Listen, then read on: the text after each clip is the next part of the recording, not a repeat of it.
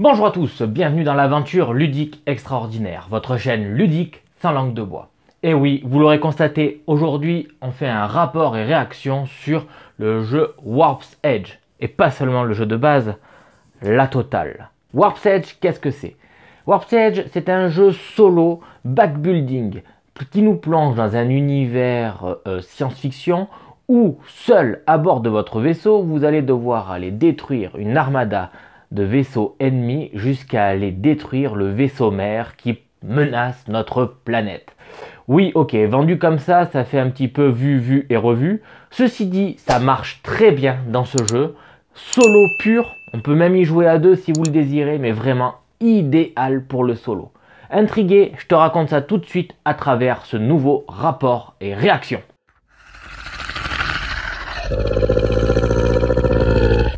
Bien, alors voilà, donc pour notre première partie, j'ai décidé de déjà me consacrer au jeu de base. Je ne connais absolument pas du tout le jeu, je ne sais pas comment ça marche.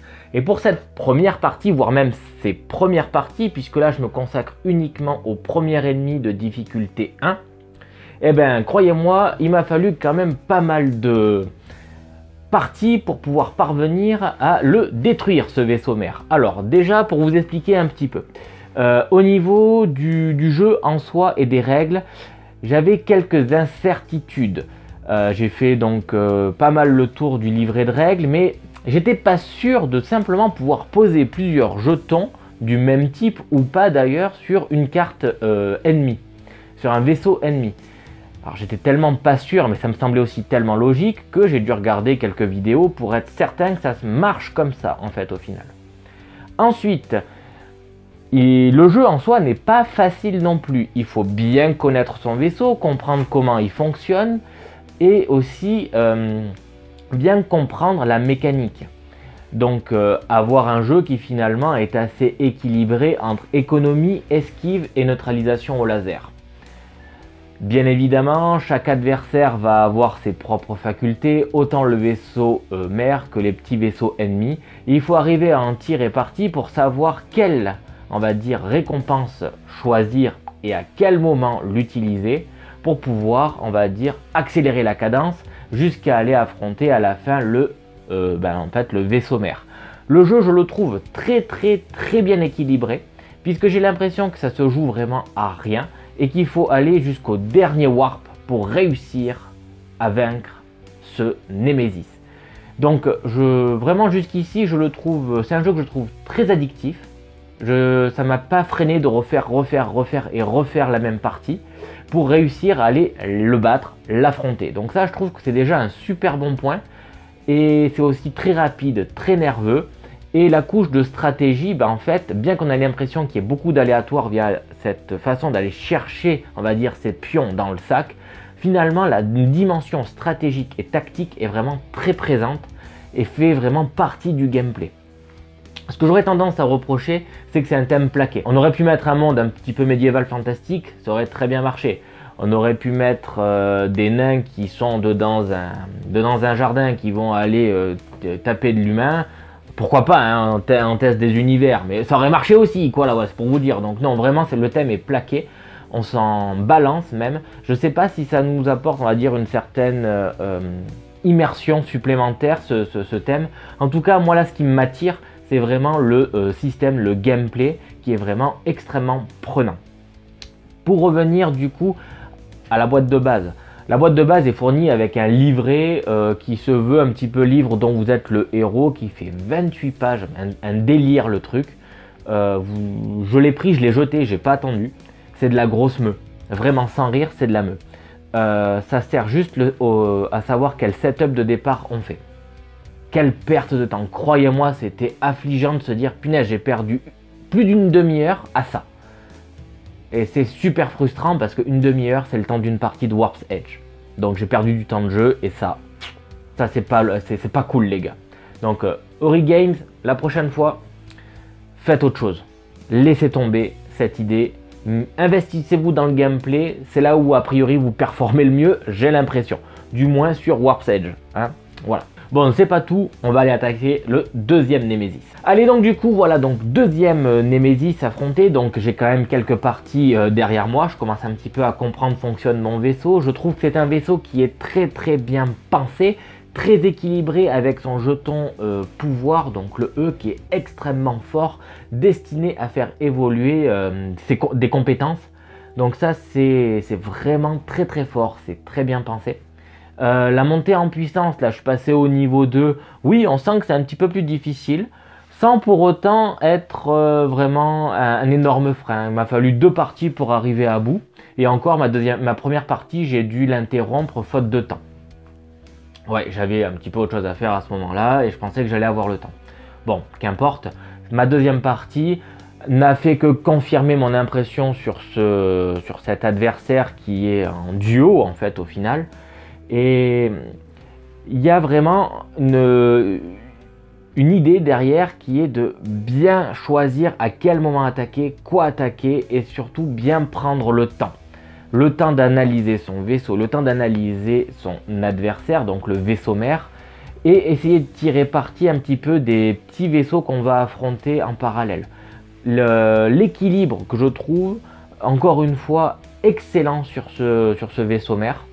Parce qu'il faut que j'arrête de dire Némésis, parce que on va confondre, on va pas comprendre de quoi je parle. Donc vraiment, l'équilibre qu'il y a entre chaque vaisseau mère et la difficulté, vraiment, on la sent progressive et bien adaptée. Je suis vraiment très satisfait de ça. Donc, encore une fois, très bonne partie, au pluriel, bien sûr. Et je n'ai qu'une envie, c'est d'y retourner. Je vous dis, je suis devenu addict à ce jeu. Allez, du coup, donc troisième Némésis, là j'ai fait l'impasse sur un, j'ai voulu me concentrer un petit peu au Megazord, là, comment on appelle ça? Il me fait penser un petit peu au vaisseau d'Evangelion, cet ennemi. Vous allez comprendre pourquoi à travers les diverses photos que je vous ai proposées de ma partie. Là, vraiment, on sent une montée en puissance. Il est assez dur, vraiment, ce vaisseau mère. Le gameplay, encore une fois, est très particulier en fonction de chaque vaisseau mère. Il faut absolument bien connaître son propre vaisseau pour pouvoir s'adapter au mieux à l'adversaire. Et là, c'est vraiment ce qu'on nous fait ressentir. On nous propose une solution où, vas-y, mets des lasers, vas-y, attaque. Pour au final, tac, on te dit vas-y retourne-le, et pouf, il n'y a plus que de l'esquive, et débrouille-toi, parce que tu n'y as pas pensé à en créer assez, donc il faut que tu utilises bien tous tes jetons, que tu les réserves tous au bon moment. D'autant plus que pour ce dernier warp, on te dit, allez vas-y, on change complètement la donne, les vaisseaux ce ne sont plus les mêmes que tu vas affronter, donc du coup les petites tactiques que tu t'es mis à j'affronte lui, pour affronter lui, pour battre lui, etc. et tout, pour te faire piocher des jetons, pour te build aussi, fait que ça ne marche plus du tout. Tu te retrouves complètement empêtré dans un truc où tu te dis, si je les affronte, je vais en prendre plein la tronche. Si je les affronte, parce que en fait ils vont devenir de plus en plus forts au final.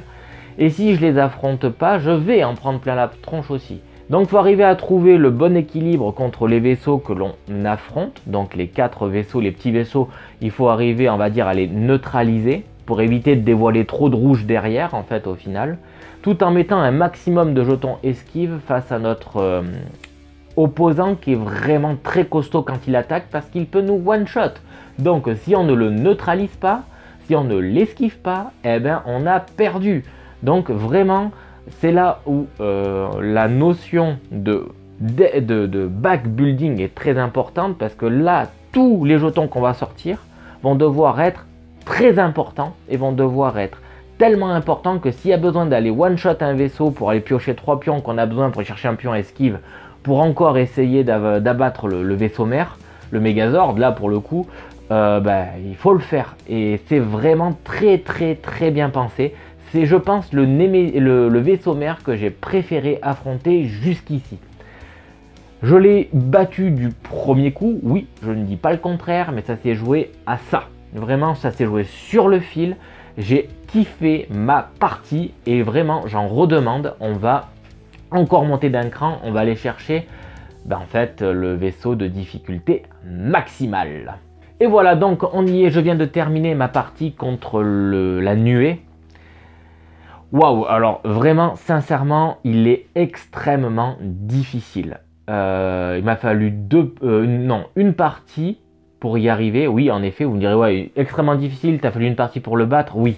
Par contre, j'ai mis beaucoup de temps pour la faire parce qu'il nécessite beaucoup de réflexion. Il faut arriver à se dire, et j'avais complètement zappé en plus, alors ça m'a à mon avis encore mis des bâtons dans les roues. En fait, au niveau de la mise en place, on te fait recouvrir 2 parties du vaisseau mère et on te fait concentrer que sur une. J'ai oublié de regarder ce qu'il fallait pour les battre, du moins la valeur en énergie qu'il fallait. Donc je me suis dit, si c'est 3 fois 9 qu'il faut pour les battre, il va me falloir récupérer tous les jetons énergie le plus rapidement possible. Donc je me suis dit, au dernier warp, à l'avant-dernier warp, il faut que je dépense 9 énergies pour, au tour d'après, au warp suivant, pouvoir les one-shot avec 18. Or, c'est pas du tout ça. Chaque case qu'on vient recouvrir fait 4 seulement. Et je pense que j'ai perdu un tour pour rien, enfin un warp pour rien, sincèrement, où j'aurais pu avancer et prendre encore moins de risques. Parce que là, encore une fois, ça s'est joué à rien. Ça s'est joué à un jeton que je tirais pour que ça me fasse pile 5 au final et que je puisse débloquer l'ultime warp au final, à travers lequel, en fait, dès que je me mettais à tirer des jetons énergie, même si j'en avais perdu un, en fait que 9 pour le coup, parce que là pour le coup c'était que 9, même si j'en ai perdu que 9 au warp antécédent, sur le dernier warp j'avais tellement d'énergie et on pouvait les poser à n'importe quel moment. Bon, en fait qu'au final ça m'a pas du tout effrayé cette fin de partie, puisque j'avais ce qu'il fallait pour en venir à bout. J'étais plus embêté par les vaisseaux qui étaient dans la partie on va dire inférieure du plateau, qui venaient vraiment me faire peur, parce que ça se jouait vraiment à pas grand chose au niveau point de vie, au niveau laser et compagnie, quoi. Mais vraiment un très bon ressenti encore une fois sur ce vaisseau, où je pense que l'extension, si on vient à l'utiliser, va le rendre vraiment extrêmement compliqué. Bon, je pense que à travers tous ces vaisseaux là, je suis assez prêt pour intégrer donc les extensions. Donc c'est parti pour cette future partie. Je vais intégrer les extensions donc avec la dernière qui vient de sortir, Warp's Edge Anomaly, et l'extension Viren. Donc on va voir un petit peu ce que ça donne dans l'ultime partie que je vous propose pour ce rapport et réaction. Allez, voilà, donc du coup je viens de terminer ma partie en incluant le all-in de Warp's Edge. L'extension Anomaly est très intéressante, elle apporte une nouvelle dimension tactique en proposant un nouveau sac où on va aller tirer un jeton. Ce jeton va nous apporter du positif à l'instant T. Par contre, on va à la fin de chaque warp prendre ce jeton Anomaly, le mettre dans notre sac, et lorsqu'on va le tirer, il va nous apporter que du malus. Donc il faut arriver à jauger le bon moment, peser le pour et le contre pour vraiment savoir si ça vaut le coup d'utiliser les jetons Anomaly. À quel moment on peut tirer un jeton Anomaly? Dans la phase 2, au moment où on doit faire nos actions en fait, tout simplement. J'ai pas voulu me frotter au vaisseau mère qui est proposé dans l'extension Warp's Edge. Quand j'ai lu les règles, quand j'ai lu la difficulté qu'il était, là sincèrement je me suis dit je suis pas prêt du tout, bien que je connais bien mon vaisseau qui est vraiment très intéressant. D'ailleurs encore une fois, beaucoup de plaisir à jouer avec Artemis. Ceci dit, je me suis dit, je vais vous sortir donc le vaisseau mère sur lequel j'ai fait l'impasse pendant ma partie sur la boîte de base. Et donc, écoutez, j'ai sorti un défi supplémentaire où à la place d'avoir 4 warps, là pour le coup, ça aurait été 3. 3 warps pour le vaincre. Les 2 premiers warps, j'ai un peu été en galère, oui et non. Disons que je me suis dit, j'ai pas le temps, il faut que j'accélère. J'ai pris énormément de risques. J'ai failli mourir, il me restait un point de vie, surtout un vaisseau là dans les petits vaisseaux, là, dans les vaisseaux à abattre, là, dans la ligne de 4, la ligne d'assaut, où lui, il m'a énormément fait peur. Je me suis même posé pas mal de questions à savoir si j'avais bien compris certaines règles, même c'est au point de vous dire que voilà quoi, il m'a vraiment ennuyé, et il est vraiment ennuyant d'ailleurs. C'est pas un niveau si facile que ça lorsqu'on a un warp en moins en plus, donc on sent bien la montée en puissance qu'apporte donc l'extension Anomaly, où on veut plus de rejouabilité, plus de difficulté et une dimension tactique avancée. Là clairement cette extension répond à tous ces besoins là. j'ai vraiment ressenti un renouveau, une redynamique par rapport à Warp's Edge, où on pouvait se cantonner à, on va dire, à une certaine stratégie et à utiliser toujours la même. Là, pour le coup, Warp's Edge nous sort de notre plan-plan. On va devoir prendre des risques et surtout bien les mesurer. L'extension est vraiment très importante et c'est l'extension qui pour moi est, on va dire, la plus importante avec les jetons. Parce que les jetons, mine de rien, les jetons en petite céramique là sont vraiment super bien manipulés et apportent, on va dire, une certaine fluidité au niveau des tirages que je trouve très très agréable. Bon, au-delà de ça, là c'est la partie tactile, on va le mettre de côté. Partons sur la partie où je me suis dit, bah finalement, si je me retrouve à avoir que 3 warps, il va falloir que je me bouge. Et j'ai vraiment essayé de faire en sorte de me bouger, de prendre des risques, et j'ai joué le jeu vraiment que impose l'extension anomalie. Je me suis régalé. Sauf qu'à la fin, j'ai oublié une petite partie des règles où je pouvais aller affronter directement en fait le vaisseau mère. J'ai perdu un tour très risqué pour rien. Parce qu'encore une fois, ça s'est joué à rien du tout. Alors que si j'aurais pris le temps de me poser sur l'avant-dernier tour, je pouvais défoncer très facilement le vaisseau mère et limiter la casse. Bref, tout ça pour dire que je suis extrêmement conquis et addict de ce jeu. C'est très agréable, une partie en 25-30 minutes avec donc rangement et installation inclus. C'est très bien pensé, c'est excellent. Et s'il y a bien un jeu que je peux vous recommander pour le solo, c'est bien celui-ci avec les extensions. Bon, surtout l'extension anomalie, hein, pour, on va dire, apporter une certaine dimension tactique supplémentaire et prise de risque supplémentaire. Parce que j'ai cru voir dans certains commentaires que certains trouvent Warp's Edge, boîte de base, trop facile. J'ai envie de dire, si tu le trouves trop facile, change de vaisseau, utilise un autre, redécouvre le jeu de cette manière-là. Parce que c'est comme ça qu'on va, on va dire, conserver la petite partie de et encore, et encore, et encore, conserver la partie qui nous rend addict à ce jeu et conserver un certain seuil de difficulté. Parce qu'en effet, je suis d'accord sur un point, le jeu, avec la boîte de base, une fois que vous avez bien compris comment marche votre vaisseau, comment marchent les vaisseaux adverses, il est assez facile d'aller trouver, on va dire, la bonne piste pour pouvoir aller les défoncer en fait, hein, au final. Et je peux comprendre que ce soit frustrant pour certains. Donc changez de vaisseau, n'hésitez pas, renouvelez votre jeu pour pouvoir, on va dire, profiter vraiment à 100% de Warp's Edge parce qu'il en vaut vraiment le coup. Le coût à tous les niveaux, le coût financier parce que c'est un jeu qui finalement n'est pas si cher que ça. Je trouve ce jeu excellent donc du coup pour du solo comme je vous dis, de par donc son matériel, son gameplay. L'univers, je m'en cague royalement, c'est pas ça du tout qui m'a fait m'immerger à l'intérieur du jeu. Et je trouve que c'est un jeu qui est très sympa pour pouvoir le transporter un peu partout. On va arriver un petit peu aux vacances, là, prochainement. Et il y a des gens qui vont dire, mais qu'est-ce qu'on peut emmener en vacances? Eh ben voilà, Warp's Edge dans le train, ça fonctionne du feu de Dieu, ça ne prend pas du tout de place. En avion, ça peut se faire aussi, il suffit de on va dire, se restreindre un petit peu sur certaines choses.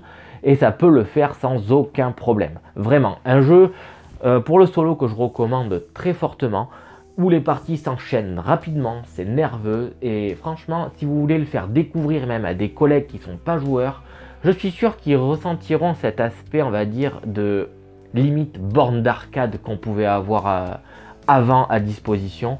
Et non, vraiment, j'en suis très très très satisfait. Et je vous invite vraiment à vous plonger dans cet univers, dans ce gameplay qui est vraiment très très bien foutu. Voilà, donc ce sera tout pour ce rapport et réaction. Si vous avez envie que je vous présente une partie, je le ferai avec plaisir. Encore une fois, vous le savez, les let's play, il faut vraiment qu'il y ait de la demande pour que je m'y plonge dedans et que je vous en propose. Ensuite, autre point, si vous avez des remarques, des commentaires ou autres, n'hésitez pas à m'en faire part dans l'espace des commentaires. Et surtout, n'hésitez pas à vous abonner et partager. C'est super super important. Ça fait quelques temps que je n'en parle plus, mais n'oubliez pas que c'est ça qui fait vivre la chaîne, c'est vous. Et c'est vous aussi qui me permet d'avoir de la visibilité. Donc n'hésitez pas à partager. Alors ça sera le mot de la fin. Et n'oubliez pas, avoir un jeu c'est bien, y jouer c'est mieux.